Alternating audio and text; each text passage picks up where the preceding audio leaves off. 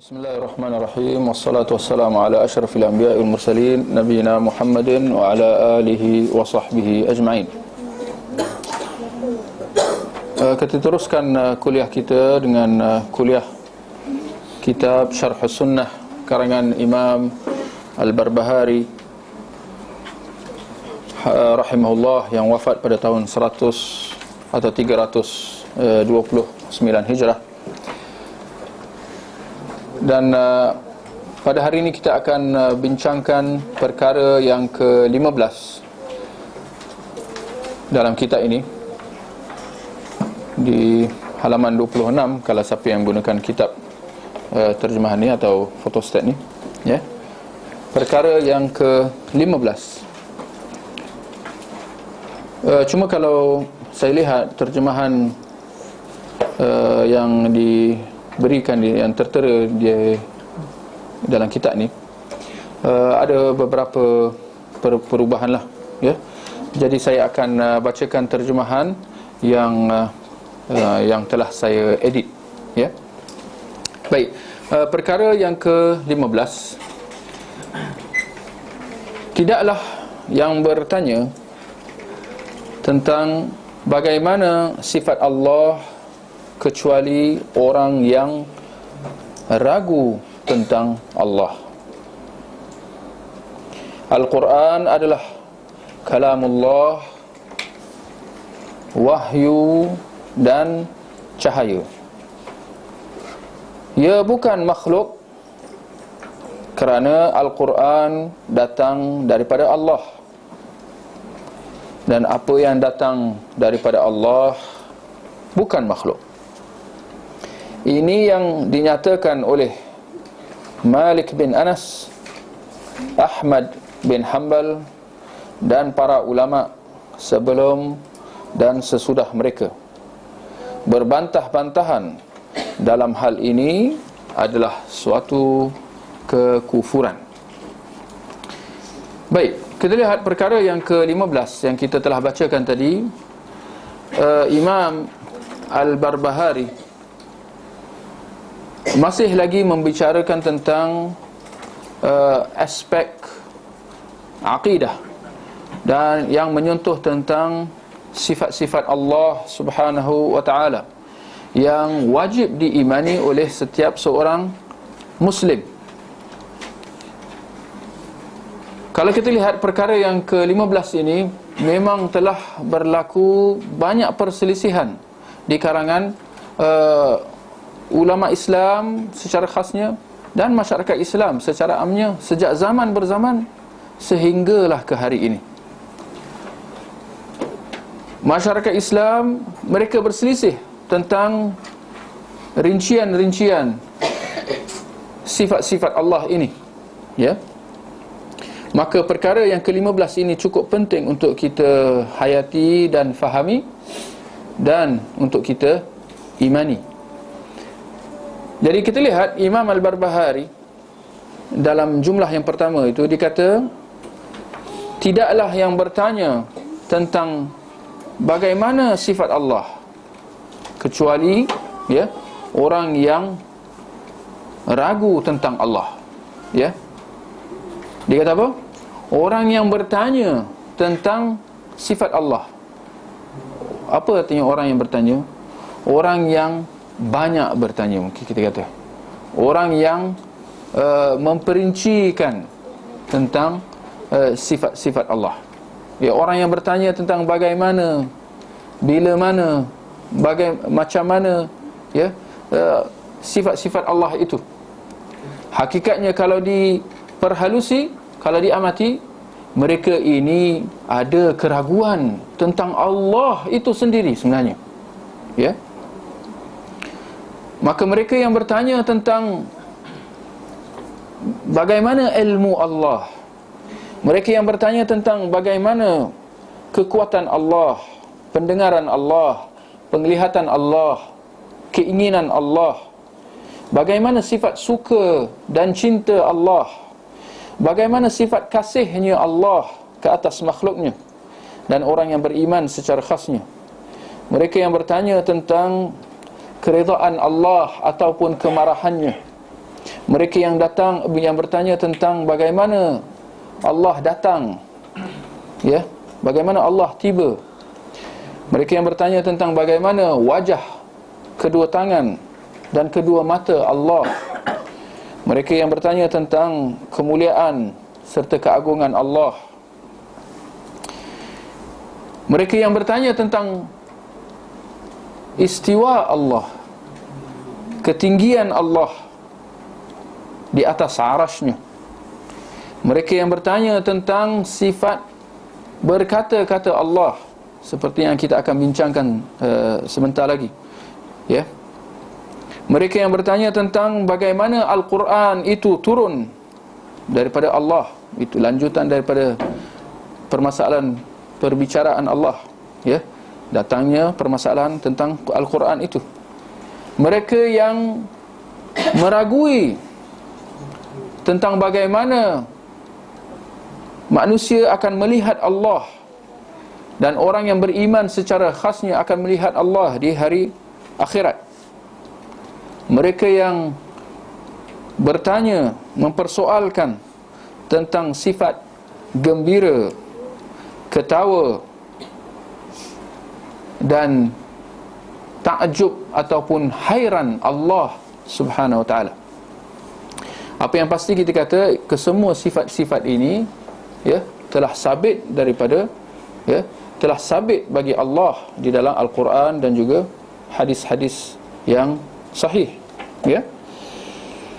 Maka akhirnya, kalau kita lihat, apabila kita kembali kepada perbincangan orang-orang ahli kalam, ya, tentang sifat-sifat Allah, ahli kalam, perbincangan mereka adalah dalam sifat-sifat Allah secara khasnya, ya.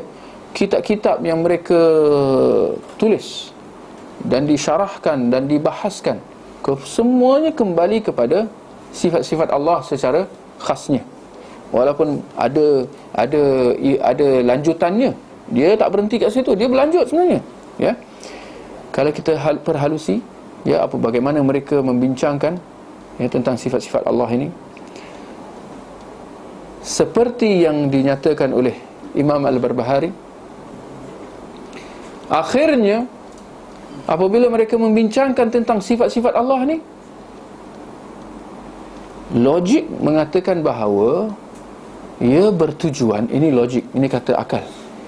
Logik mengatakan bahawa apabila dibincangkan ilmu ini, dia akan menambahkan ilmu, dia akan menambahkan keyakinan, dia akan menambahkan keimanan. Itu kata logik, atau itu apa yang disangka oleh orang ahli kalam. Tetapi hakikatnya, kalau kita lihat, apabila mereka meletakkan akal mereka dan mengetepikan Al-Quran dan hadis itu, mereka tidak menerimanya seadanya, tapi mereka ingin membincangkan lagi dengan lebih lanjut lagi tentang bagaimana sifat Allah, nak memperincikan lagi, nak mempersoalkan.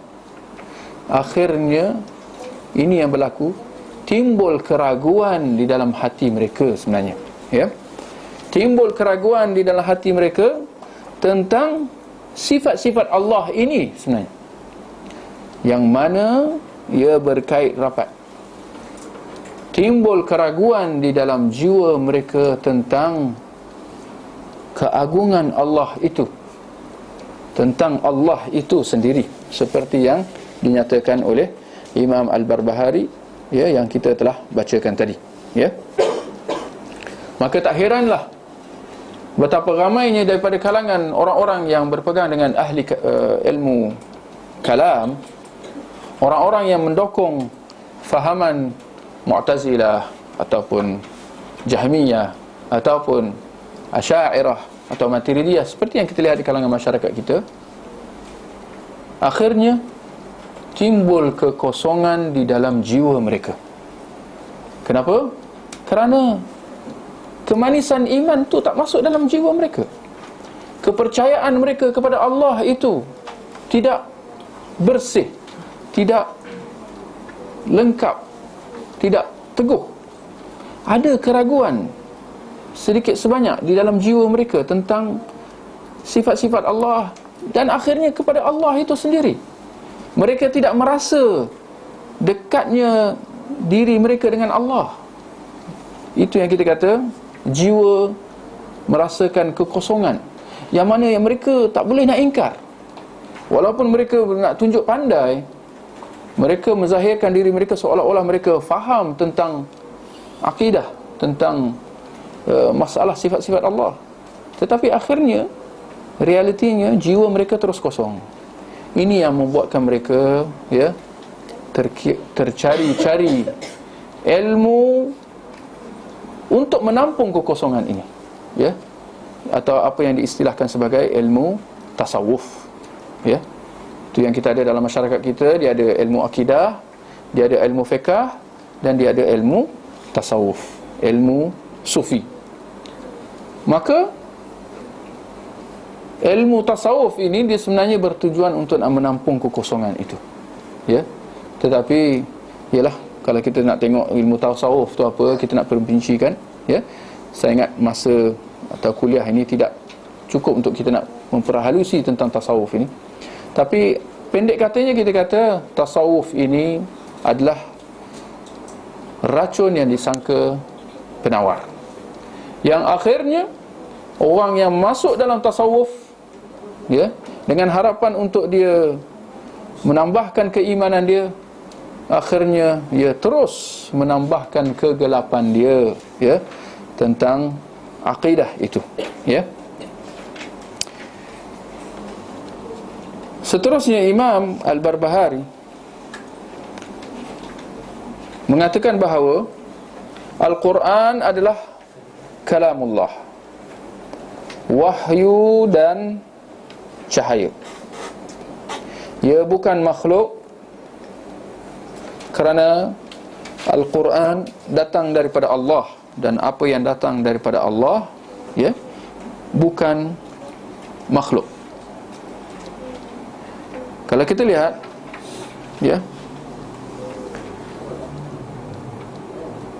perbincangan tentang Al-Quran ini, ia adalah lanjutan daripada perbincangan tentang sifat Allah berkata-kata. Jadi, adakah Allah berkata-kata ataupun tidak? Ini dia punya perbincangan dia, di kalangan ahli kalam. Di kalangan ahli sunnah tidak ada perbincangan, kerana ini jelas, tidak perlu kepada perbincangan. Tetapi orang ahli kalam yang telah menimbulkan perbincangan ini, yang membuatkan para ulama pada zaman salaf terpaksa menjelaskan hal ini. Ini yang kita sampai ke hari ini, kita terpaksa nak membincangkan tentang masalah ini. Kita terpaksa nak menjelaskan tentang hal ini.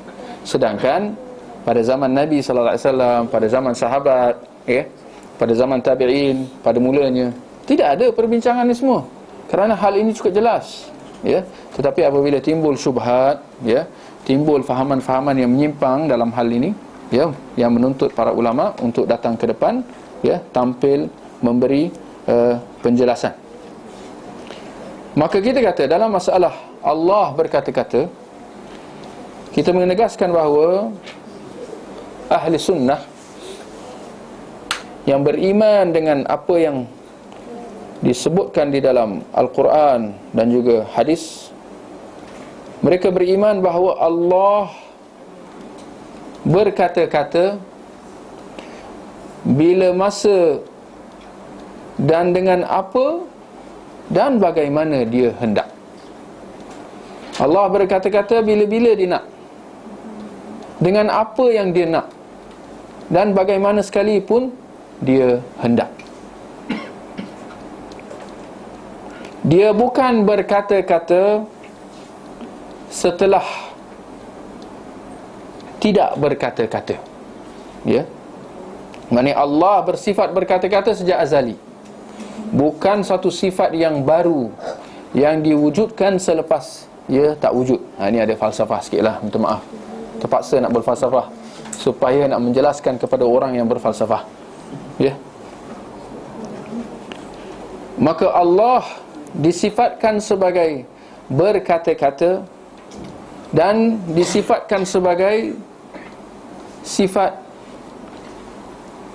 memanggil, ya, seperti mana dalam nas-nas yang kita akan sebutkan sebentar lagi. Maka Allah berkata-kata dengan kata-kata yang boleh didengari daripada siapa yang dikehendaki daripada makhluknya atau hambanya. Dan perkataan Allah adalah dengan huruf dan bunyi. Ini perincian semua ni, huruf dan bunyi. Nak terpaksa nak dikata macam tu sekali. Sebenarnya kalau orang awam dia kata, kalau berkata-kata tu maknanya dengan huruf dan bunyi lah. Apa yang kau BODOH sangat? Tapi nak kata sebab ada orang BODOH lah kena kata macam tu. Ya. Maka kita mengisbatkan sifat berkata-kata bagi Allah, tapi dalam masa yang sama kita menafikan bahawa sifat berkata-kata Allah itu menyerupai makhluk. Maka makhluk berkata-kata juga, makhluk mengeluarkan bunyi juga seperti mana haiwan. Tetapi sama sekali sifat makhluk tidak sama dengan sifat Allah Subhanahu wa ta'ala. Bertepatan dengan firman Allah, ya, dalam surah Syura ayat yang ke-11, laisa kamitslihi syai'un wa huwas samiul basir. Ya, tidak ada yang sama dengannya dan dialah yang maha mendengar lagi maha melihat. Maka dalam sifat berkata-kata bagi Allah secara khasnya, kita mendapati bahawa nas-nas Al-Quran, ya, cukup jelas dalam hal ini. Ya, ini yang kita kata generasi Islam dulu mereka tidak ada kesangsian, tidak ada kemusykilan tentang masalah ni, kerana ia secara jelas ditetapkan dalam Al-Quran.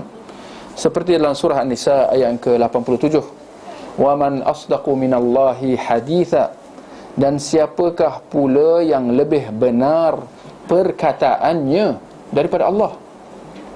Siapakah yang lebih benar perkataannya? Maknanya Allah berkata-kata. Ya. Dalam surah yang lain, surah Al-Ma'idah ayat yang ke-116, idz qala Allahu ya Isa bin Maryam, dan ketika Allah berfirman. Apa artinya berfirman? Berkata. Kita bagi orang biasa kita kata berkata, bagi Rasulullah kita kata bersabda, bagi Allah kita kata berfirman. Mungkin ada yang kata, masyarakat orang-orang pengikut mazhab ahli kalam, mereka kata berfirman juga.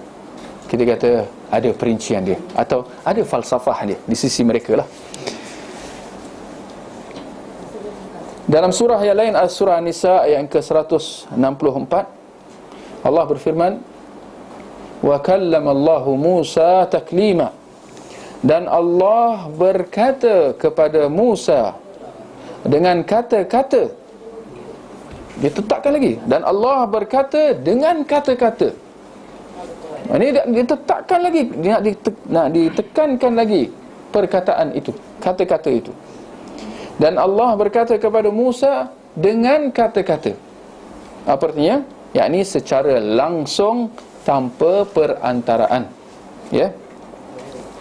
Dan dalam surah yang lain, surah Al-Baqarah ayat yang ke-253, Allah berfirman, minhum man kallama Allah. Ya. Di antara mereka, yakni para nabi dan rasul, ada yang Allah berkata-kata dengannya. Seperti siapa? Seperti Nabi Musa. Ya. Mereka ni Nabi Musa jelas telah berkata-kata dengan Allah Subhanahu wa ta'ala. Ya. Baik. Ini apa yang ditetapkan oleh ahli sunnah wal jamaah. Apa yang ditetapkan oleh ahli sunnah, mereka yang berpegang dengan Al-Quran dan hadis, ya, tanpa takwil. Bagaimana pula dengan pengikut ahli kalam, ya, seperti Jahmiyah dan juga Mu'tazilah? Apa mereka kata? Ya, Jahmiyah dan Mu'tazilah. Kita letak Jahmiyah dan Mu'tazilah di satu sudut, Asy'ariyah dan Maturidiyah di satu sudut yang lain, kerana falsafah mereka ada sedikit perbezaan, walaupun secara amnya kedua-dua falsafah.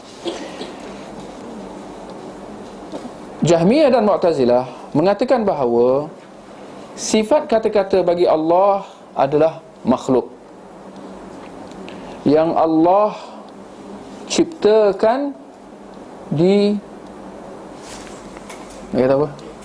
di udara, ya, bukan pada zat Allah itu sendiri. Ia adalah satu sifat di luar Allah, dia bukan sebahagian daripada Allah. Maka dia adalah satu sifat, satu makhluk yang diciptakan. Apa yang diciptakan? Kata-kata Allah tu, ya. Lalu Jibril apa? Lalu Jibril mengambilnya, lalu Jibril menerimanya atau mendengarnya, ya. Lalu disampaikan kepada Rasulullah sallallahu alaihi wasallam. Ini Al-Quran lah secara khasnya. Tapi kata-kata Allah secara amnya itu ialah satu makhluk yang diciptakan di luar zat Allah, ya. Lalu para malaikat atau Jibril menerimanya, ya. Maka kerana itu mereka kata, orang-orang Jahmiyah dan Mu'tazilah, mereka kata kalamullah makhluk. Perkataan Allah, kata-kata Allah adalah makhluk. Maka hasilnya Al-Quran yang ada di sisi kita, ia adalah makhluk.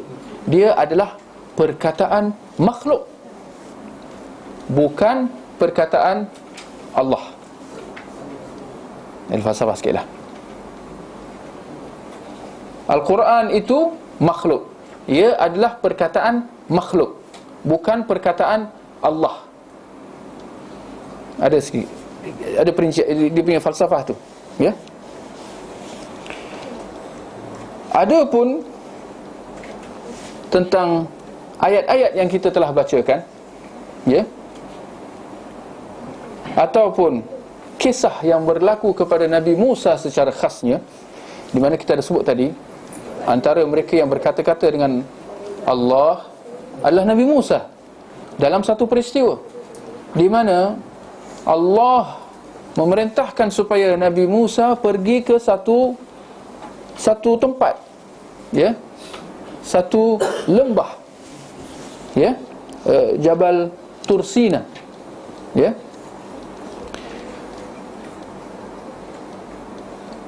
Lalu ketika tiba di lembah itu dan pergi ke satu pokok, ya, disitulah Allah berbicara dengan Nabi Musa, ya. Bagaimana mereka, orang ahli kalam Jahmiyah dan Mu'tazilah, memahami perbicaraan yang berlaku antara Allah dengan Nabi Musa, atau perkataan yang didengari oleh Nabi Musa ketika dia tiba di pokok itu. Iz qala Allah, ketika mana Allah berfirman kepada Musa, wahai Musa, ya. Mereka takwil, ahli kalam mereka takwil, mengatakan bahawa suara yang didengari oleh Nabi Musa itu bukan daripada Allah. Itu bukan Allah tu, itu adalah makhluk, perkataan, suara yang diciptakan oleh Allah, lalu didengari oleh Nabi Musa, ya.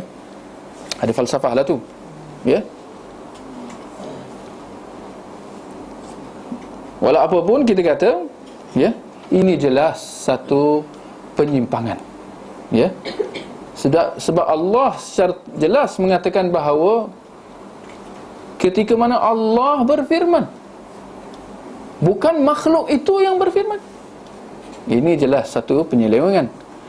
Mereka sandarkan perkataan itu kepada satu yang lain, sedangkan dalam Al-Quran secara jelas mengatakan bahawa Allah yang berkata.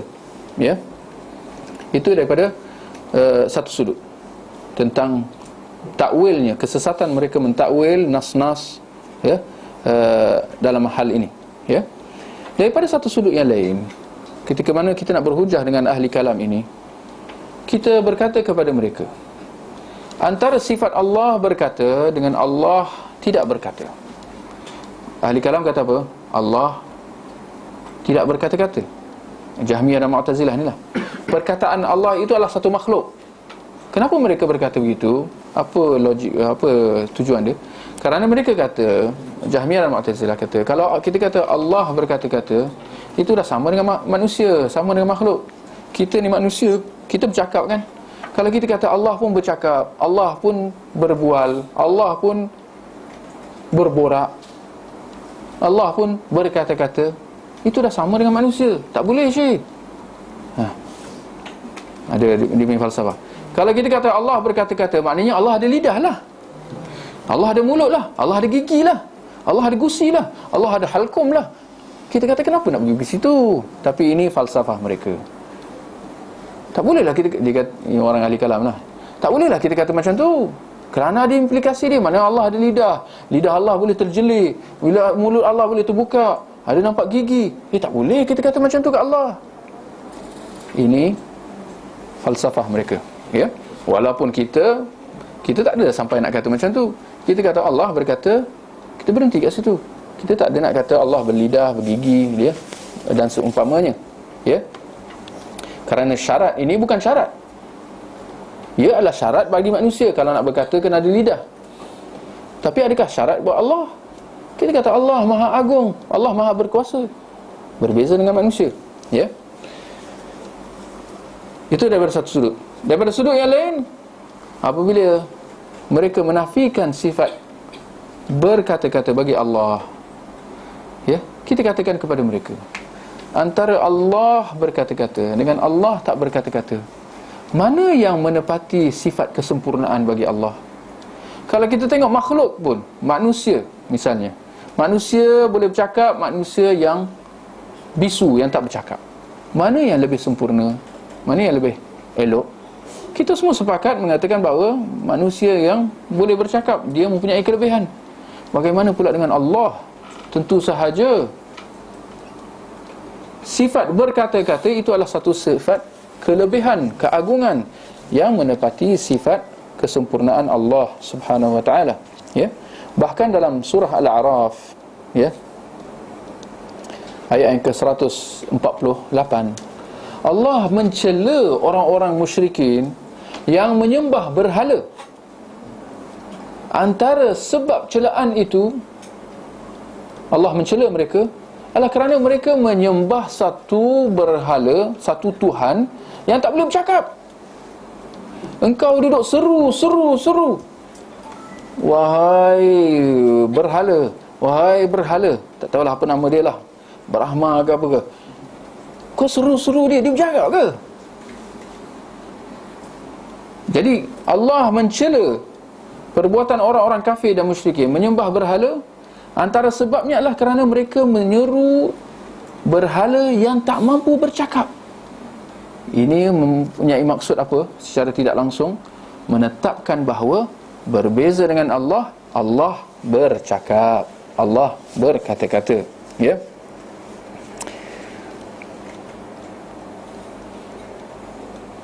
Maka ini yang difahami oleh orang-orang Jahmiyah dan Mu'tazilah. Bagaimana pula dengan orang Asy'ariyah dan Maturidiyah? Orang-orang Asy'ariyah dan Maturidiyah, dia lain sikit. Mereka mengatakan bahawa Allah berkata-kata.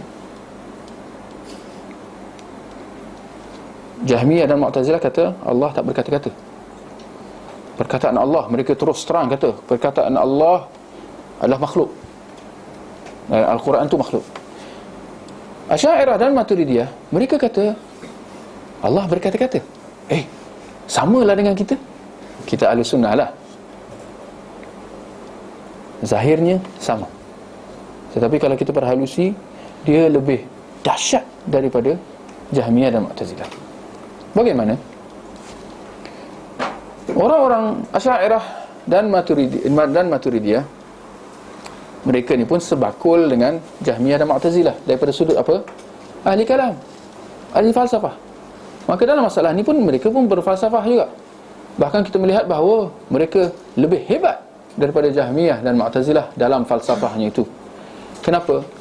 Kerana di sini mereka kata Allah berkata-kata, tetapi perkataan Allah bukan perkataan yang kita faham, iaitu ada suara dan ada bunyi atau ada huruf. Sebaliknya, perkataan Allah adalah kalam nafsi. Apa arti kalam nafsi? Kalam, kita kalau bahasa kita kalau manusia, kita kata bisikan hati, perkataan hati, perbicaraan hati, perbualan hati. Kita kadang-kadang, kita manusia, apa? Menolok dalam hati, ya? Menolok, kata baru. Kita kadang-kadang kita manusia kan, kita kadang-kadang bercakap kan, tapi kadang-kadang bila kita sendiri, kita bercakap juga, tapi bercakap seorang diri. Mungkin kan bercakap juga, dia bercakap itu bukan itu maksud dia, tapi bercakap dalam hati. Atau kalau kita tengok dalam manusia itu niat. Niat itu adalah ucapan hati. Ya. Jadi mereka kata Allah, sifat perkataan dia macam ni. Kalam nafsi. Kalam dalam diri. Dalam, nak kata macam mana pun tak tahulah, nak falsafah lagi lah. Tapi fahamlah insya-Allah. Maknanya Allah berkata-kata tanpa suara, tanpa bunyi. Yang ada suara dan bunyi ini manusia, makhluk. Allah berkata-kata tapi dalam diri dia. Timbul persoalan. Habis, bagaimana kalau Allah nak memerintahkan sesuatu kepada makhluknya, kepada malaikat? Bagaimana dengan Al-Quran yang kita baca? Al-Quran ni apa? Ya. Al-Quran ni kata-kata siapa pula? Yang apa yang pasti sampai kat kita. Tiba-tiba firman Allah. Tapi tadi kata Allah cakap tanpa bunyi, tanpa huruf. Tapi yang sampai kat kita ni macam mana? Ini falsafah dia. Dia kata ia adalah sesuatu yang diciptakan. Allah bercakap dalam dirinya, lalu dizahirkan, dikeluarkan sebagai satu makhluk. Nampak? Diciptakan, dizahirkan sebagai satu makhluk. Dia jadi makhluk lah. Sama lah macam Mu'tazilah dengan Jahmiyah tadi. Lalu apabila diciptakan ini, ya, Jibril mengambilnya. Ada versi yang lain mengatakan bahawa Allah bercakap dengan suara hatinya, tetapi lalu suara hati itu sampai kepada suara hati Jibril. Dia heart to heart. Kita ni kadang-kadang cerita kepada Allah tentang macam ni, itu patutnya kita rasa malu, ya.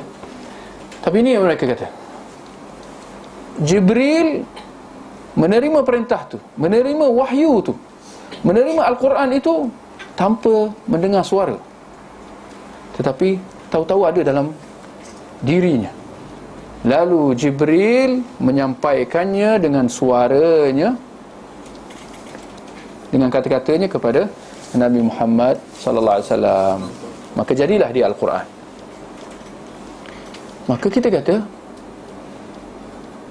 orang Asy'ariyah dan Maturidiyah, dia berfalsafah pada awalnya, tapi akhirnya hasilnya sama juga, cuma dengan sedikit silap mata. Tapi akhirnya hasilnya sama juga, iaitu apa? Al-Quran itu ini nak tanya ni, nak tanya faham ke tidak? Di sisi Asy'ariyah dan Maturidiyah, Al-Quran yang ada pada tangan kita ni kalamullah ke makhluk?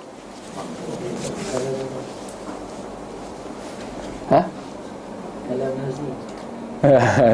Ini saudara Ashraf, dah jelas lah tu. Siapa yang kata kalamullah, salah. Siapa yang kata makhluk, salah. Bergantung kepada apa yang kita faham. Apabila kita kata Al-Quran, apa yang kita faham dengan Al-Quran tu? Kalau yang kita faham dengan apa yang di tangan kita ni, apa yang firman itu, dia kalamullah nafsi pada asalnya, tetapi dia bertukar jadi kalamullah yang makhluk, yang diciptakan. Jadi Al-Quran ini dia 2 in 1 di sisi Asy'ariyah dan Maturidiyah. Dia adalah pada asalnya kalam nafsi, itu kalamullah yang kita faham, tetapi lepas tu dia jadi kalam makhluk, kalamullah juga, tapi kalamullah yang diciptakan dan sampai kepada kita. Faham tidak ni? Pening. Memang pening, ya. Tapi inilah dia pendapat Asy'ariyah dan Maturidiyah. Putar belik, muslihat. Satu dalam sifat 20, ya. Apa dia? Siapa ingat? Dia punya, bila dia nak tetapkan sifat kalam bagi Allah. Apa ya? Allah wujud qidam baqa, mukhalafatu lil hawadith, qiyamuhu bi nafsihi, wahdaniyah, qudrah, iradah, hayyun, ilmun, basar. Lepas tu apa? Ada kalamun, kalamun qadiran, kan? Lepas tu apa? Sambung lagi. Muridan. Lepas tu apa?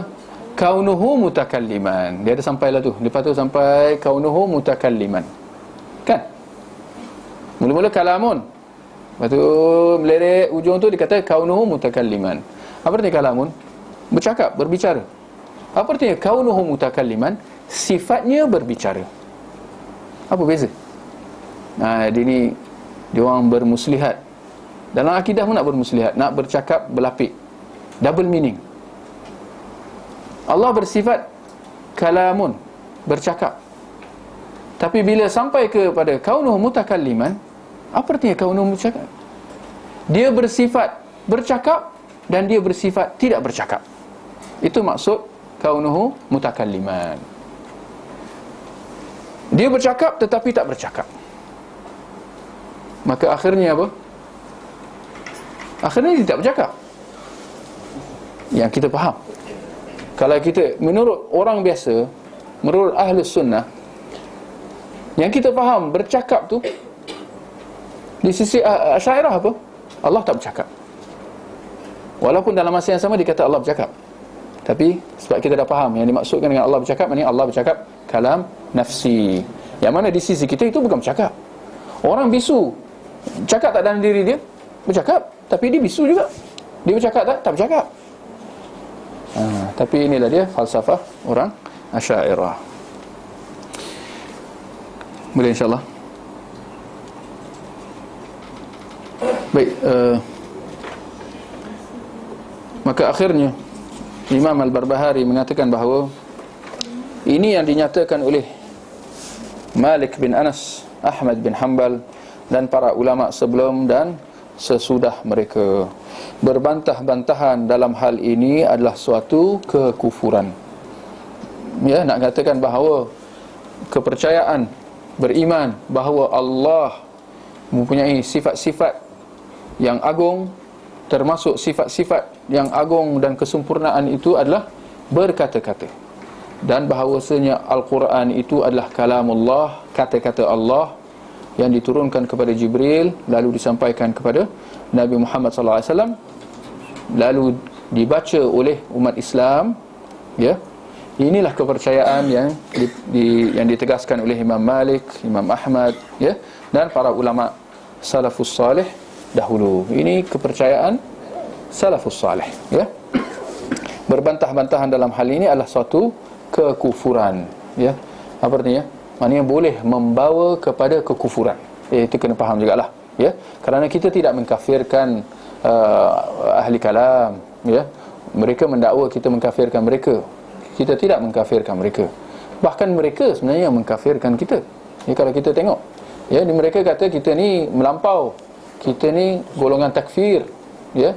Tetapi kalau kita perhalusi, mereka sebenarnya yang mengkafirkan, ya, golongan yang menetapkan sifat-sifat Allah, ya, mengikut kesempurnaan dan keagungan Allah Subhanahu Wa Taala. Mereka yang mengkafirkan, ya. Maka berbantah-bantahan dalam hal sifat-sifat Allah, ya, kita nak berbincang dengan hujah-hujah akal, ya, dia akan membawa kepada kekufuran, ya. Baik, saya ingat sampai di situ dahulu. Kalau ada sebarang pertanyaan. Saya ada soalan tadi berkaitan dengan ini, Pak PK. Kakak ipar saya dia nak buat doa selamat dengan bapak tua saya dengan bapak dia. Macam birthday lah, dalam 90 tahun. Jadi selalunya doa selamat ni kan baca tahlil, main Yasin, sebagainya. Boleh ke? Kalau tak boleh, apa yang patut kita buat? Apa yang boleh buat? Apa yang sering ditegaskan oleh ulama kita, ya, ditegaskan oleh Syekh Al-Albani rahimahullah, dia mengatakan bahawa apa yang pasti kita tidak boleh menghadirkan diri kita lah ke majlis-majlis seperti ini, ya. Kerana ini adalah majlis-majlis yang tidak menepati sunnah Nabi, ya. Ia adalah majlis-majlis yang menghidupkan, ya, amalan-amalan yang bercanggah dengan sunnah Nabi sallallahu alaihi wasallam, ya. Ia adalah majlis yang, ya, penuh dengan perkara-perkara, ya, yang diada-adakan, ya. Maka masakan seorang Muslim, seorang yang beriman boleh duduk di dalam majlis-majlis seperti ini tanpa mengingkarinya, ya. Maka paling tidak imannya lemah, kerana dia tidak mengingkarinya dengan tangan ataupun tangannya atau mulutnya, ya. Maka tidak boleh menghadirkan diri ke majlis-majlis seperti ini, ya. Apa yang pasti, ia adalah majlis yang tidak diredai oleh Allah Subhanahu Wa Taala, ya. Bahkan apakah keamanan yang kita ada untuk nak mengatakan bahawa bala Allah tidak mungkin turun ke atas mereka ketika itu? Tidakkah kita merasa takut bahawa ketika mana kita berada dalam majlis itu, dikhawatiri bala Allah akan turun kepada mereka? Kerana apa yang pasti, majlis seperti ini tidak ada keberkatan, ya, dan rahmatnya, kerana ia dimurkai oleh Allah. Maka jangan kita menghadirkan majlis-majlis seperti ini, ya. Tetapi dalam masa yang sama kita perlu mengingatkan juga bahawa ini tidak menghalang kita daripada kita bertindak dengan baik, bertindak dengan lemah lembut, bertindak dengan hikmah, bukan dengan cara yang kasar, bukan dengan cara yang tidak sepatutnya. Maka kita elakkan diri kita daripada menghadirnya, tetapi dalam masa yang sama kita bersikap apa? Kita menjaga tali silaturahim itu, ya. Jangan kita putuskan tali silaturahim, kerana ini juga satu yang ditegah. Maka kita tidak menghadirkan diri, tetapi dalam masa yang sama kita, orang kata apa? Tak, kita bagi alasan, kita minta maaf kat dia, ya. Kita kita jelaskan kepada dia dengan cara yang baik bahawa saya tak dapat hadir, ya. Kalau kita dapat kata bahawa ini kerana ini satu yang bercanggah dengan sunnah, itu yang terbaik, supaya dia pun faham, supaya lain kali dia tak ajak kita. Ketidak setiap tahun, setiap kali birthday dia kita kena bawa alasan baru. Tahun lepas sakit kaki, hari ini sakit apa pula, kan? letih, jenuh kita nak berkata. Jadi yang terbaik kita terus terang dengan dia, tetapi dengan cara yang lembut. Jangan kata, sebab ni majlis bid'ah ni, majlis ni banyak syaitan, saya takut rumah runtuh awak jatuh, atap rumah runtuh. Jangan cakap macam tu. Dia cakap dengan baik, ya, dengan lembut, ya. Boleh insya-Allah. Jadi jangan hadir, tetapi jaga silaturahim. Iaitu kesimpulan ni. Benarkah aurat wanita dengan wanita non-muslim sama seperti auratnya dengan lelaki bukan mahram? Kalau benar, kerana ia memang benar begitu, bagaimana ingin mengambil wudu atau tinggal dalam satu asrama? Apa yang kita dapat katakan di sini, ya, kalau tinggal satu asrama, itu adalah satu, orang kata apa, itu satu persekitaran yang tidak baik, ya. Kalau kita tinggal dengan orang yang bukan Islam, atau lebih tepat lagi, kalau kita tinggal dengan orang kafir, ya, itu adalah satu persekitaran yang tidak baik. Kita kena jelas dalam hal ni. Kerana apa? Kerana mereka ini adalah orang yang membawa kekufuran, bukan sahaja membawa perkara-perkara khurafat, bukan sahaja membawa perkara-perkara maksiat, ya, dengan segala macamnya, minum arak, zina, macam-macam. Mereka ini adalah kaum yang tidak kenal halal dan haram. Masakan kita boleh mengambil mudah. Kalau kita ada saudara se-Islam kita yang minum arak, apa persepsi kita kepadanya? Tentu buruk. Oh, ini adalah orang yang tak baik, kita nak jauhkan diri kita daripada dia. Tetapi orang kafir macam mana? Dia memang macam tu, memang tabiat dia lagi teruk daripada orang Islam yang minum arak. Memang kerja dia minum arak, ya. Kerana mereka ni adalah kaum yang tidak ada halal dan haram, ya. Jadi kita kena hati-hati dalam hal ini. Kalau boleh, tukar asrama tu, tukar tempat tinggal tu. Kena, ini bagi menjaga keimanan. Jangan kita mempertaruhkan iman kita, kita mempertaruhkan agama kita semata-mata untuk urusan dunia, semata-mata kerana nak belajar dan sebagainya. Walau apa pun, kalau terpaksa, kita kata paling tidaknya perlu dijaga aurat itulah, ya. Kalau terpaksa, kita kena kurangkan sebanyak mungkin mudarat itu, ya. Jangan bergaul sangat-sangat. Kalau nak bergaul untuk benda-benda yang perlu, yang terbaik kalau kita boleh dakwahkan, itu yang wajib, ya. Tetapi kalau nak huha-huha, bergurau senda, kita khawatir nanti lama-lama hati kita tertarik kepadanya. Seperti mana, kenapa kita tak boleh bergaul dengan orang yang isap rokok, isap dadah, ya. Orang-orang yang, ya, orang yang semacam ni, kita menghalang anak kita daripada bergaul dengan dia, kan?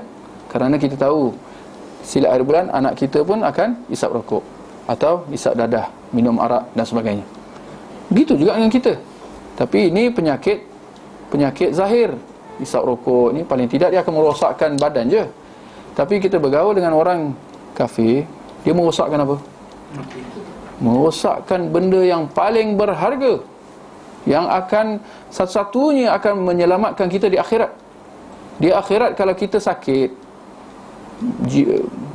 kita sakit sebab isap rokok ke, minum arak ke, isap dadah pun, paling tidak kalau dia ada akidah yang sehat, yang benar, dia boleh masuk syurga.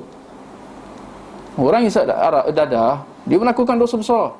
Minum arak, lakukan dosa besar. Tapi dia boleh lagi masuk syurga. Kita kena faham. Tapi kalau akidah kita sudah rosak kerana persekitaran kita tidak sihat, kita ada percaya syirik, khurafat. Orang-orang kafir ni, dia ada banyak superstitious dia. Dia ada kepercayaan dia. Oh, jangan buat macam ni, macam ni. Kadang-kadang kita pun terikut tanpa kita sedar, ya.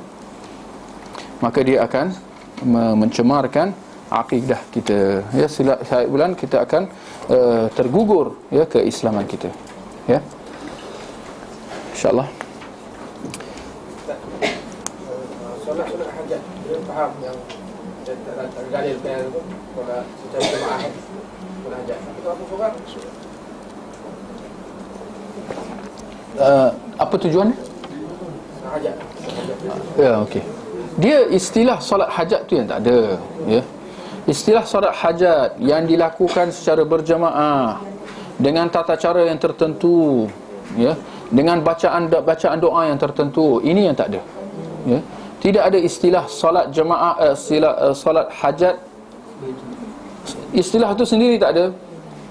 Dan tata cara yang tertentu yang dilakukan itu pun tak ada, ya.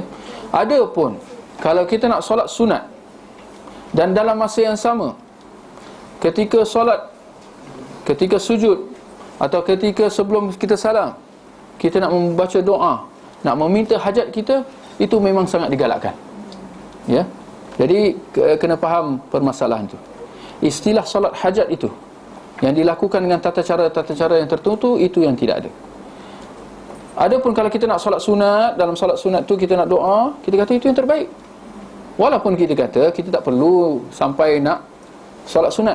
Dalam apa juga solat, kita boleh masukkan, kita boleh selitkan hajat kita. Ketika solat fardu, ketika solat sunat wuduk, ketika solat rawatib, ketika tahiyat masjid, ketika solat tahajud, ketika solat duha, kita boleh selitkan hajat kita. Boleh faham insyaAllah, ya? Maksudnya kalau saya ada izin lepas sejam dua ni, saya terus wuduk solat, boleh. Itu yang dituntut, ya, itu sunnahnya, ya. Untuk kalau kita ada masalah aja, kita solat. Itu cara Nabi sallallahu alaihi wasallam. Seperti mana dalam hadis, bahawa baginda ketika mana berdepan dengan apa juga urusan, baginda akan bergegas solat, ya. Niat apa? Niat nak solat 2 rakaat dalam hati. Bukan niat aku nak main bola. Tak ada orang niat main bola. Niat itu tak ada masalah. Tidak ada masalah nak niat. Ini solat apa? Sunat. Sunat lah, ya. Jangan nak solat sunat tapi niat solat zuhur. Tak jadilah. Jadi masalah niat tu sebenarnya sepatutnya tak timbul masalah, InsyaAllah.